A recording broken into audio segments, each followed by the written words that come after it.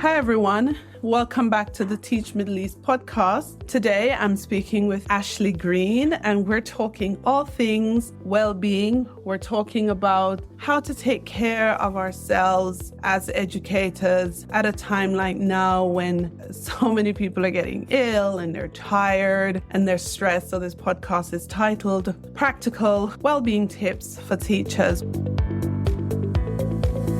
You are listening to the Teach Middle East podcast, connecting, developing, and empowering educators. Welcome, Ashley. Thanks so much, Lisa. It's so nice to be here. Amazing. Right. So let's jump into it. You were a teacher until recently. Tell us what your career was like. Give us a little intro, a little bio. Okay, so I originally qualified in Scotland as a primary teacher. That was 14 years ago. And then I came to Dubai 12 years ago and worked in primary education for all of those 12 years. But the last 5 of them, although I still had a class full time, my real passion for well-being, improving mental health just was kind of threaded through everything that I did. So then eventually the opportunity came up at the company I'm with now, the Free Spirit Collective. And what it means is I can just focus on making an impact purely based around well-being for staff and students and parents. So although I really miss being with the children day to day, there's a lot of things I don't miss so much, like the admin and all the things that teachers are known to have on their to-do lists. But now I feel like focusing on well-being, positive psychology, I'm in the right place and I'm doing as much as I can to improve these areas and support people. So the thing is that you probably didn't know. I've followed your work, obviously, since you were a teacher and you've always focused on well-being. I remember you at Jess, right? Mm-hmm. And I think it's just the calmness of your voice. Somebody who focuses on well-being, having a calm voice is so key. And you have this like calmness. How do you maintain that? Well, do you know, it's funny because like parents and children and other staff used to say this to me as well in school, but I would be like, I'm not calm all the time. But I think the main thing was you always think about, how best do you learn? Do you learn best from someone that you have a really good relationship with, of course? So to me, always trying to maintain, a calm presence in the classroom also supports the children to have that energy around them, So I think the thing that helps me kind of try and maintain that, which isn't always the case, I sometimes have anxiety and different things. It's really checking in with myself and being really aware of how I'm feeling in a moment, because sometimes we can get really caught up in like the mindlessness, autopilot and just doing things and trying to get everything off the tick list, that we don't actually stop and check in and be like, how am I actually feeling? Like, what should I do? So being really aware of my internal kind of landscape helps me to try and maintain calm as much as possible. No, I completely get it. And in the classroom, because we're talking to teachers, how can they, before we even get to their personal well-being, how can they maintain a calm space within the classroom? So hard, right? Yeah, it's so hard. And, however, if you've got 25 children in the class, there's 25 different little personalities who all need different things and whose well-being varies. Well-beings can be different for every person. But I guess making the space calm and conducive to learning is a reflection of the teacher's energy as well, So, for example, if you're feeling stressed and you're, trying to get things done and you're rushing around and jumping from one thing to the next, which is typical, and it's hard not to be that way. But I guess then there's this kind of urgency around everything that's happening. So sometimes I think the best thing to do is when everything's feeling a bit overwhelming for yourself as a teacher, or you notice the kids are feeling a bit overwhelmed, just stop everything, just stop what you're doing, put everything down and take those few minutes just to either do a little meditation together, or even something as simple as 3 really long, deep breaths, and then pick everything back up again. It just changes the energy in the room. And letting the kids and yourself know you don't have to be running at 100 miles an hour all the time. It's okay to just stop sometimes, put everything down and take a few breaths. Yeah, I think we don't normally get those practical tips of stop, do some meditation, really breath work. I wonder why they don't include that in sort of like the teacher training, because it's so important.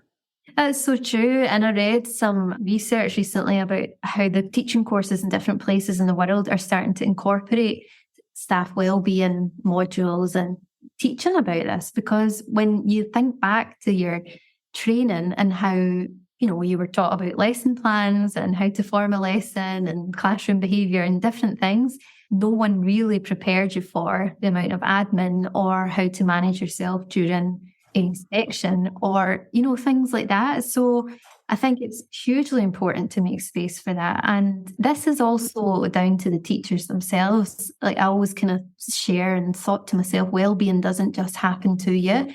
You've got to really put in the effort and make space for it and protect it, because that then, when you're caring for your well-being and feeling physically and optimally, mentally well, then, that impacts everything else. Everything else becomes better. You've heard the phrase, you can't pour from an empty cup. I know. I love what you just said. Well-being doesn't just happen to you. You literally have to make space for it. You have to be deliberate about it. So I want to talk about like teachers, because we're at the end of the term and it's mad. People are so tired, broken down. People are getting ill. Yeah. How can they take care of themselves? What can they do? Give me some practical tips. Okay, so I've got a few that I wanted to share. I hope that's all right. Yeah, go ahead. Think about the school holidays is always the time that teachers are like, right, when it gets to the winter break or when it gets to half term, I can go away for a few days somewhere. I can just chill out. I can catch up on life admin, things like that. But it's this really unfair tip of the balance at times, because like you're giving your all during term time. And then when it's holiday time, you just sometimes deflate and recover. So one of the tips that stuck with me that one of my coaches actually shared with me when I was experiencing kind of overwhelm towards the end of a term was like, think about your day as you can't give 100% every single day. So there are some days where you have to start the morning and think to yourself, okay, 80% of me today is going to be in school and 20% I'm reserving for myself. Another way to look at that is coming up with a strategic kind of plan for yourself in terms of non-negotiables. So for some people, to really support their own well-being, they must do exercise. I have a friend that, has to go to the gym every day. That is the thing that helps her feel really physically and mentally well. So that's a non-negotiable for her, and nothing impacts that. There's no emails from school during that time, things like that. It's like real protected time. So something I would always suggest is figure out what your non-negotiables are.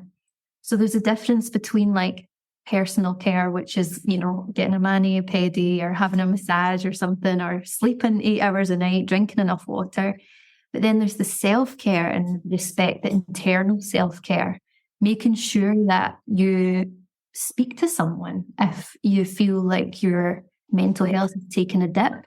Utilize the local services. That might be something that makes you feel well, is, having a coffee with a friend and you put a half an hour timer on to just rant about work, and then that's it. After that, it's only personal things.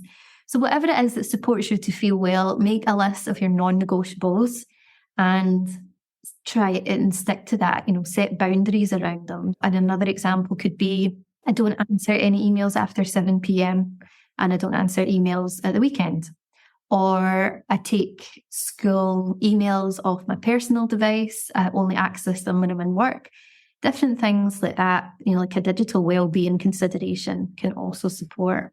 So I think for me, non-negotiables for yourself and boundaries around them are really important. How do they set those when, schools can really pressure you? So for example, you get an email out of hours and someone might just call you and like, I sent you this email, you haven't answered, and I'm waiting for an answer. And there's just this pressure. Like, how do you balance that boundary setting with the pressures that come from your superiors? Yeah, and it's hard, isn't it? Because everyone is all working towards the greater good for the school. But the thing is, I think as a collective, as a collective staff, and leaders do have a responsibility to hear the staff voice and try and support them best they can with the things that aren't working. So perhaps then if there's a wellbeing champion or there's someone in the school who feels passionate about it, they can come up with this or design the solution and come up with a digital wellbeing policy and present it to leadership.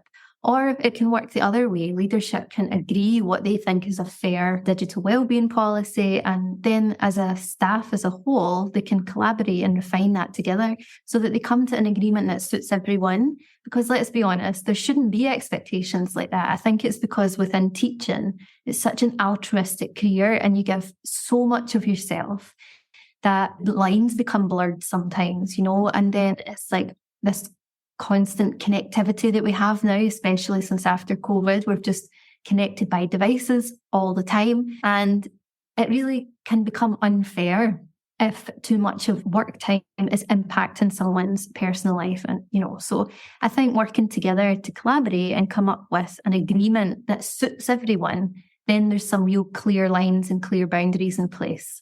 You're so right about, taken for granted. I think that's what teachers get a lot of. Like, okay, they're so into their students, they're so into working, they're so into the school. And then that self-neglect happens, and it happens to creep over the years. And then you find that you don't even realize until you break down, oh my God, I am knackered. Like, I can't move a finger. And that just happens. Like, I know because I used to lead schools, and like when I did, I was like, on the holidays, I get sick, number one. Yeah, exactly. And number two, I'm so tired. I don't want to go out. I don't want to have fun. And this was my youth, right? Because I taught from the age of 22 to like, geez, no, I'm not going to tell till when. I'm not giving my thing away. But I taught for long. Let's just put it that way, over 20 years. And you get to the point where you're like, oh my God, I didn't have as much fun as I wanted to as a young person because I was a teacher and I gave it all. What are some of your activities that you do to like reclaim your fun and your well-being? What do you do and what can other teachers do? Oh, okay. Well, I mean, it is a tough one because there are times throughout my teaching career that I did struggle with this, and I have left teaching now. So it's like I have a bit more time to do those. We'll chat about that for sure. But the thing about it, when I was really trying to, again, find my own balance. So I also had this real kind of bugbear about the work-life balance thing and thinking, in that sentence, like work comes first and then it's life. I'm like, who decided that? The way I kind of looked at it at a point was, okay, I'm going to set out my life hours. So when I look at a week schedule, I know the hours that I'm going to be in work, for example. But then like there are things I want to do that week. I want to catch up with this friend. I want to go out 3 walks and I want to read a book for half an hour every day. So I would pencil those things in first. And then I would pencil in the work hours, if there was anything extra like after school club or parents' evening, report writing, whatever, I would then schedule that in. But I would really, like I was saying before, those non-negotiables for the week, they were protected. So one of the ways I started to look at it was life, work, and actually balance, not like it tilted over more to one side than the other. And another thing that I did to kind of make myself feel like Ashley again, rather than Miss Green, I suppose, I had to kind of distinguish between the two, was creativity. I really started making time, carving out time within the week. And it started really simply as just like 1 hour at the weekend. And it would be writing. I really enjoy creative writing. So I was just doing a little bit of that and, taking myself to a cafe, getting a nice coffee and really carving out, like making a kind of ritualistic like experience of it, making it a big kind of event almost that I really enjoyed. So whatever it is that people enjoy, it could be photography, it could be painting, whatever that just makes you feel most like you must make time for that. Because I always have this thing about how many teachers have got their personal dreams kind of sitting on the shelf while they support all of the people in their care to try and reach their dreams, So I think whatever makes you feel most like you, that should be a non-negotiable, at least an hour a week. And it helps you just bring back balance. I love what you said about penciling in your stuff first and then kind of filling things around it. I think a lot of us don't do enough of that. And so we kind of leave ourselves. You know what we do as well? We might put ourselves on our diaries or our calendars, and then we cross ourselves out. Yeah. So, you're listening to this podcast, stop crossing yourself out of your own calendar. Oh my gosh, no, that is so true. And you know, the other thing as well, Lisa, is like, I used to do this when it was the holidays or whatever. That's when I would pencil in things like get the car serviced, go to the tailor, you know, all the jobs. And I would leave my own things, go to the dentist. I would do these things during the holidays. And I'm like, I really like how you said that, like, don't cross yourself off the list. Like, there are certain things that need to be done for you in order for you to provide an optimal experience for the children. You know, the more you look after yourself, the better experience they'll have. And I feel like as well, sometimes teachers get to some schools that don't prioritize well-being. I know. I'm going to say this straight. Leave that job and find another. Leave. I'm sorry, there's no other solution. They won't start prioritizing you just because you throw a tantrum. Yes. Get up and leave. What do you say? Yeah, I think that is it. It's like, sometimes I think we need to really reflect on like the human being part of teaching, you know, when that teachers just, there are so much pressures and demands placed on teachers. They've got so many things to balance and do. And you must remember, like, they are the core resource of the whole school. If they're not feeling well and supported, they will leave. And we've seen this in recent statistics and recent research. Gosh, I can't remember the exact figure, but it was something like 67% of teachers in the UK are considering leaving within the next 5 years. You know, when you just think, I don't know what the statistics are for different parts of the world, but people, especially in America, actually are starting to leave because it's just unmanageable. You know, the cost is then outweighing the benefit for them. So I would always say, find solutions, like offer solutions to the school that you're in. You know, and I laughed when you said throw a tantrum, like we all like to do that, have a bit of a tantrum and a rant. But then, like we said at the beginning, well-being doesn't just happen to you. So it's not going to just happen to you in school. You have to be part of that. So get a group, a team, a working party, whatever it is, think of the solutions, take them to leadership. And then if it still doesn't change, improve, make progress, that's when you look for someone else who, you know, do consider those things more than a tick box aspect, that actually have well-being as part of the ecology in the whole school. Yeah, we're gathering a group of school leaders at the Middle East School Leadership Conference in February 22nd and 23rd in Dubai. And we're talking about well-being. And Nice. I'm telling you, it's a brilliant panel of principals, but we're putting them on the spot. And we're just saying, what exactly are you doing to ensure the well-being of your staff and students? Because no more lip service. We're like, we're done. No, that's it. And, you know, I feel like school leaders are in such a tricky position as well, because they're sometimes, you know, in this place where they're trying to also spin so many plates and keep so many stakeholders happy, you know. So, but I just think this panel, I can't wait to hear what they say, but it's also, they need to be given the resources and they need to be given the budgets and they need to be given the time in order to really make an impact successfully throughout the whole school in terms of well-being. Yeah, for sure. So you're no longer in teaching, Ashley. I'm no longer in teaching. I still can't quite believe it, you know. What made you decide to walk away? Okay, so I think earlier on when I mentioned about, you know, teachers and people within education have their own dreams, and one of mine was to really kind of start my own business or just be completely immersed in the wellbeing space, but I never really knew how that was going to look. So I'd made a kind of 5-year plan, as you do, and think, right, this is what I'll save here, this is what I'd like to do. And I started working with coaches and different things. And I really did put my master's in positive psychology and coaching to good use in the school that I was in.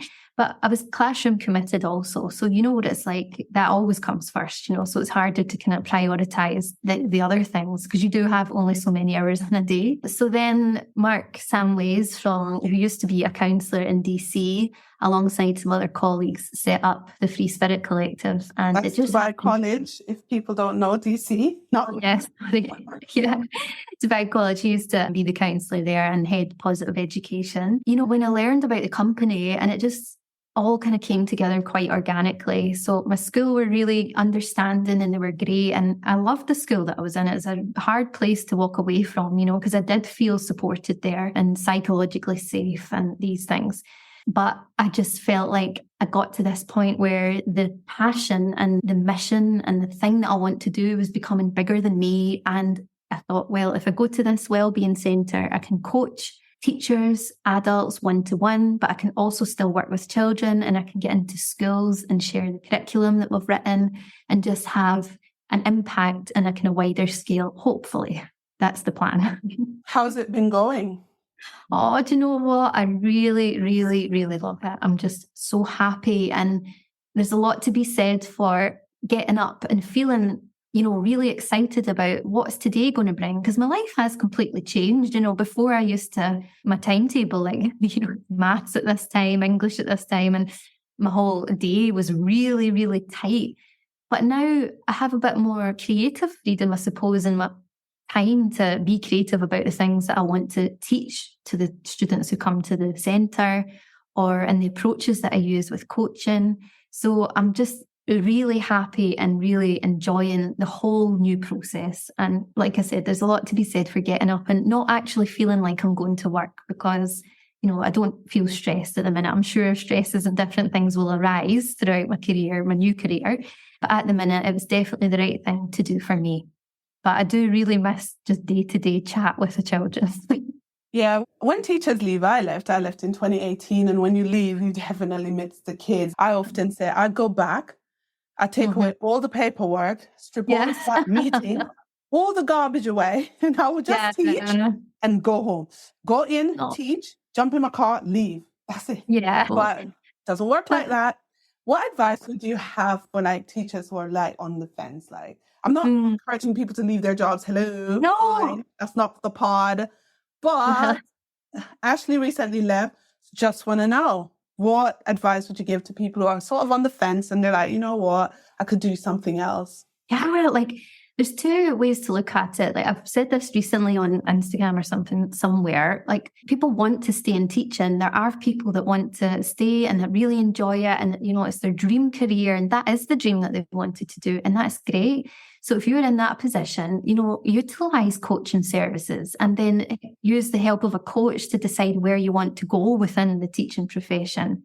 Otherwise, if there's something else that you, like we said before, that makes you feel like that makes your heart sing, that you could get lost in flow whenever you're doing it, start to think about ways, again, coaching can help you with this, but you start to think about ways, how can I begin incorporating this into my life? So this process for me did start 4 or 5 years ago when I changed my social media to Mindfulness Green and went to all the conferences, spoke to anyone I could about wellbeing because it was a passion and a hobby, really enjoyed it. So you can start doing some things and building it up. And also, if you're in a position where financially you're able to take a bit of a risk, you've maybe got a support or you've got savings that will last you for a little while, I would just say, just do it. Life is too short to wonder why, and it took me a long time to make a jump and I did feel like it was a big risk. But fortunately, it's paid off for me, and I just think I now can speak to my little niece who's only 2, but when she's older, and I can honestly say to her, do whatever you want to do, take the risk, let's try it, And I just think if you're on the fence, make a plan and a timeline and think about what you want to do and how you're going to do it and how you can do both until it's time to make the jump. Yeah, I like that you didn't just say jump, grow and struggle. Yeah. Yeah. We're not doing that. Yeah. No. Yeah, and be like, oh, Ashley said.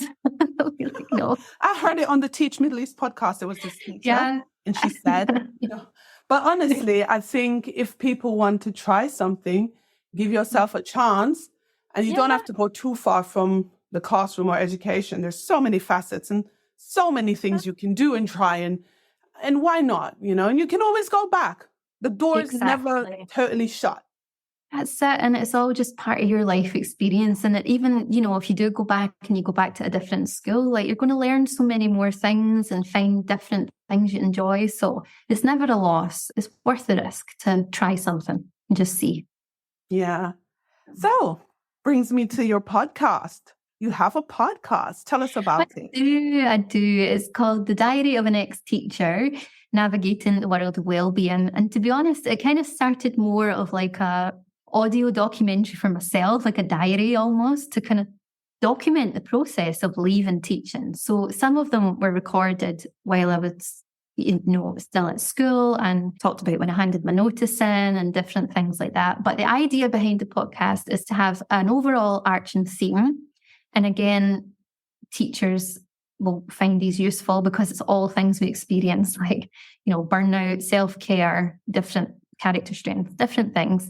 The episodes are short, and I start with a little excerpt from a diary that kind of relates to the theme, talk a little bit about it, give practical tips and advice, a bit like we've done here today, and then finish off with a little quote. And I do enjoy it. I've not done one for a few weeks now. I'm busy making the plans, but I was really overwhelmed actually with the amount of people that just got in touch and told me stories about their life, or said that one of the strategies really worked for them and thank you. And it's so nice to hear teachers speaking about these things that are so important, that are just so relevant to the profession.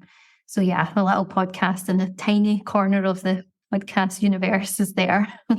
Listen, one person listening, I always say that about Teach Middle East, I'm grateful for the thousands and thousands of downloads, but I always say one person listening, one person being impacted is all we need. Like, that's it. We talk to the one, and then that one will, of course, replicate. Ashley, it's been brilliant. Oh, thanks so much, Lisa. I love chatting to you. Every time I see you, I love a chat. We love a wee chat, don't we? Yeah, it's nice. Where can we find more about you? Well, the Free Spirit Collective Centre is open on City Walk, so you're welcome to join us there. We've got meditation, yoga, kids clubs, plus all the services you would need for referrals, like therapy, psychiatry, and we work with schools and children as well. So I'm there. But on socials, you can find us on Instagram at the Free Spirit Collective, and all my social media is at Mindfulness Green. Brilliant. And we'll put those links in the show notes, but we want to say I want to say a huge thank you to Ashley for giving us her well-being tips. Listen to the pod, share it with another teacher, share it with a friend who share it with a friend. We can all be well together. It's been brilliant. Thank you, Ashley. Oh, thanks so much, Lisa. Thank you. Thank you for listening to the Teach Middle East podcast. Visit our website, teachmiddleeast.com, and follow us on social media. The links are in the show notes.